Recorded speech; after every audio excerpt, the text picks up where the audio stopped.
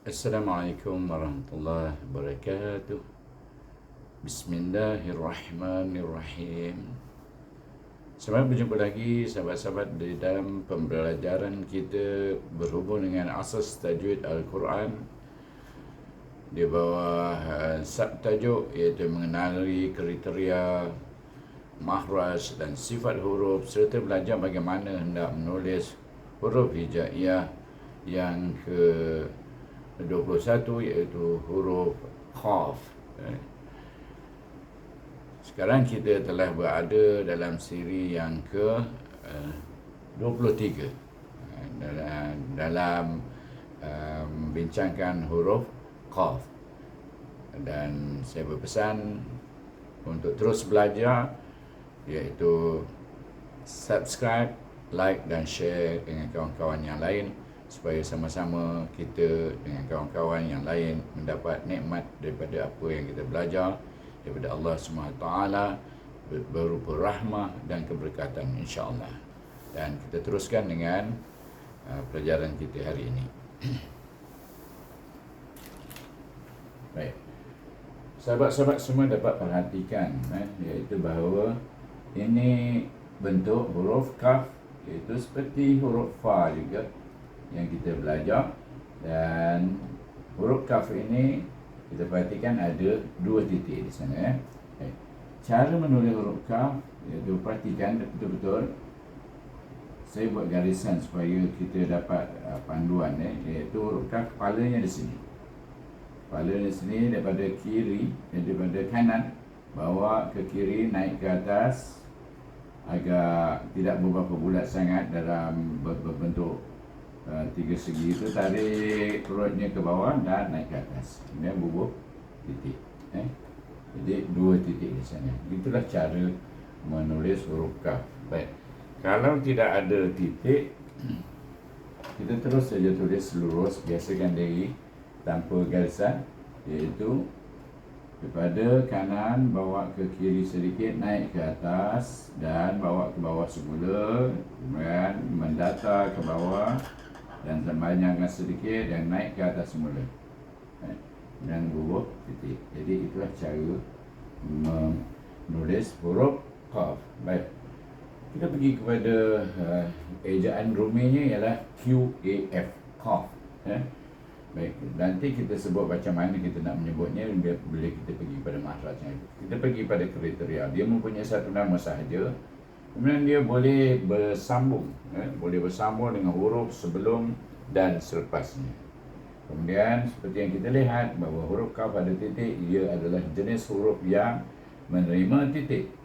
Yang paling penting iaitu yang saya bintangkan dua ini, iaitu makhraj huruf dan sifat huruf. Di mana keluarnya huruf tersebut, itu maksudnya makhraj huruf, iaitu huruf kaf keluar dari pangkal lidah membetuli langit-langit yang hampir dengan anak tekak. Kita perhati anak tekak kita dan kita tahu pangkal lidah kita ialah bertentangan dengan anak tekak kita, dan kita menyebut huruf kaf itu depan sedikit saja daripada anak tekak itu, dua langit-langit yang di tepi anak tekak itu.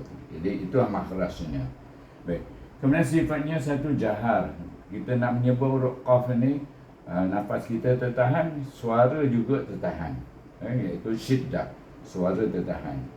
Kemudian sifat yang ketiga istilah, iaitu sebahagian pangkal lidah terangkat menyebut huruf qaf. Dan yang keempat infitah, antara lidah dengan langit-langit terbuka bila mengeluarkan huruf kaf tersebut. Dan kemudian ismat, tertegah daripada segera terkeluar.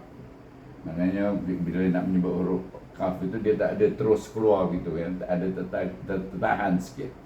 Kemudian qalqalah, ini adalah di antara huruf qalqalah yang kita perlu tahu, iaitu dia apabila disebut dia dan apabila kita matikan huruf kaf ini, dia akan jadi qalqalah. Huruf qalqalah dia melantun suara yang kuat kemudian terlepas dengan cepat. Itulah qalqalah. Jadi kita dah tahu itulah huruf kaf, kriteria, kemudian makhrajnya, sifatnya, dan perlulah kita perhatikan makhrajnya dan sifatnya supaya kita dapat menyebut dengan betul. Iaitu bila kita membaca Al-Quran, kita dapat melahirkan makhraj tiap-tiap huruf yang ada dalam satu kalimah ataupun dalam ayat tersebut. Baik, saya ulangi lagi iaitu bahawa huruf Qaf ini adalah mempunyai satu nama saja, iaitu Qaf. Kemudian dia boleh dalam penulisan dia boleh bersambung dengan huruf sebelum dan selepasnya. Kemudian kita perhatikan untuk membeza fa dengan qaf. Qaf ini ada titik dua, fa titik satu. Itu dia pun menerima titik juga. Yang makhrajnya pangkal lidah membetuli langit-langit yang hampir dengan anak tekak kita. Ingat tu yang hampir, bukan mana pada anak tekak tu, iaitu yang hampir, langit-langit. Langit-langit yang hampir. Baik.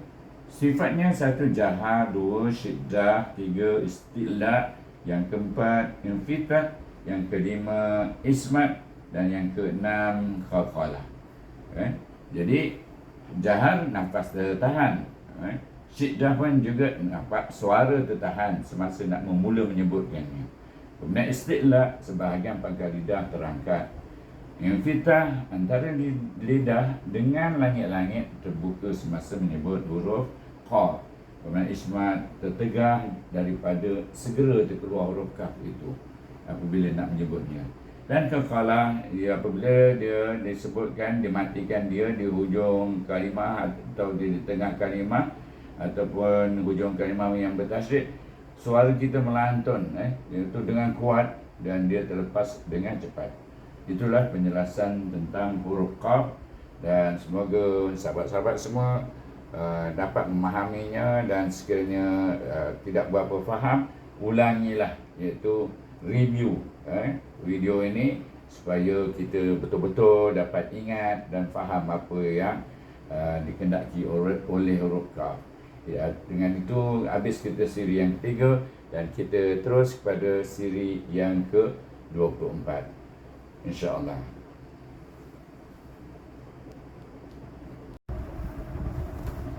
Okey, selamat berjumpa lagi. Assalamualaikum warahmatullahi wabarakatuh. Bismillahirrahmanirrahim.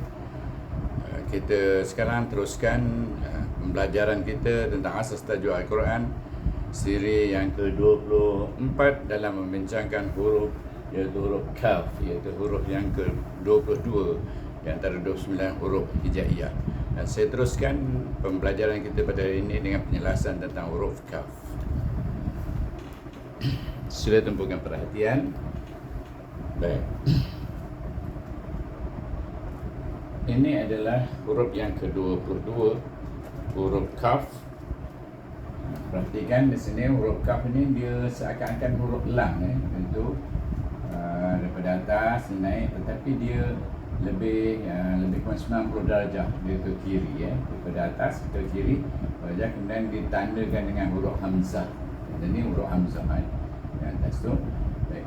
Jadi cara nak menulisnya iaitu dia ada sana lengkuk sikit di atas kepalanya, iaitu kita tulis naik sikit dulu, baru kita turun lurus macam buat huruf alif, kemudian kita bawa dia ke kiri lurus, dan kemudian kita buat tanda hamzah. Contoh senang aja. Yang ni ada sikit dia punya tu, naik pada ni, naik ke atas gitu. Nampak sama. Baik. Huruf Qaf mempunyai satu nama saja, iaitu Qaf. Kita eja dalam Rumi K-A-F, Qaf. Jadi ada berangin sikit, Qaf. Baik. Dia boleh bersambung, huruf Qaf ni boleh bersambung dengan huruf sebelum dan selepasnya. Dan yang ketiga kriterianya ialah dia tidak menerima titik. Kita tak nampak ada titik, cuma ada tanda hamzah nak untuk mengelakkan kekeliruan kita daripada huruf lam dengan huruf Qaf. Makhraj huruf Qaf ini dia keluar dari pangkal lidah membetuli langit-langit hadapan sedikit dengan makhraj Qaf. Jadi dia macam makhraj Qaf, tapi dia ke depan sedikit saja. Kalau Qaf kita perhatikan lidah kita iaitu pangkal lidah kita terangkat menyebutnya, tapi dalam huruf makhraj huruf kaf di sini, kita tapi pangkal lidah tidak terangkat. Okay. Kemudian sifatnya iaitu sifat hamas, di mana nafas kita apabila menyebut kaf, iaitu ada rasa angin, iaitu nafas kita terlepas. Kemudian yang kedua sifatnya syiddah, iaitu syiddah suara kita tertahan pada mula-mula nak menyebut huruf kaf. Kemudian istifal, ini yang saya katakan, iaitu berbeza dia dengan huruf qaf. Huruf kaf ini dia pangkal lidah tidak terangkat. Kemudian yang keempat, infitah, antara lidah dengan langit terbuka bila kita melepaskan suara. Mula-mula tertahan, bila nak lepaskan huruf kaf itu, bunyikan huruf kaf, antara lidah dengan langit-langit kita serta-merta terbuka. Kemudian yang kelima ialah sifatnya ismat, iaitu tertegah daripada segera terkeluar. Baik. Selalu kita buat kesilapan dengan huruf qaf dengan huruf kaf. Ingat, pangkal lidah membetuli langit-langit, depan sedikit iaitu huruf qaf, dan depan sedikit daripada makhraj huruf qaf itu ialah makhraj huruf kaf. Kaf. Itulah dia, saya ulang balik semula. Huruf yang ke-22 dalam huruf 29 hijaiyah iaitu huruf kaf. Dan huruf kaf ini mempunyai satu nama. Kemudian dia dalam penulisan boleh bersambung dengan huruf sebelum dan selepasnya. Kemudian huruf kaf ini tidak menerima titik melainkan tanda hamzah saja, untuk mengelakkan kepada kekeliruan kita huruf lam dengan huruf kaf. Baik. Kepentingan dalam makhraj ini saya tandakan dengan bintang dan sifat, iaitu makhrajnya pangkal lidah membetuli langit-langit hadapan sedikit dengan makhraj huruf qaf. Dan sifatnya hamas, iaitu nafas kita terlepas masa menyebutnya dan berangin, ada berangin sikit. Kemudian yang kedua syiddah, di mana suara kita tertahan sebelum keluar huruf kaf itu, mengeluarkan huruf kaf. Kemudian istifal, pangkal lidah tidak terangkat masa menyebut huruf kaf. Dan kemudian yang keempat infitah, iaitu di mana antara lidah dengan langit-langit terbuka apabila kita melepaskan suara huruf kaf itu dari rongga mulut kita. Dan yang kelima ialah ismat, iaitu di mana dia tertegah daripada segera terkeluar semasa menyebut huruf kaf. Jadi itu saja yang dapat kita perhatikan dan dapat saya jelaskan kepada sahabat-sahabat dan teman-teman semua. Dan saya kira sahabat-sahabat semua telah dapat memahami huruf kaf pada hari ini, iaitu pada siri yang ke-24. Dan selamat berjumpa lagi pada siri yang berikutnya sehingga tamat kita mengenali huruf hijaiyah ini. Dan kita mohon supaya teman-teman semua dapat subscribe, like dan share, supaya orang lain dapat sama-sama mengetahui ada pembelajaran asas tajwid.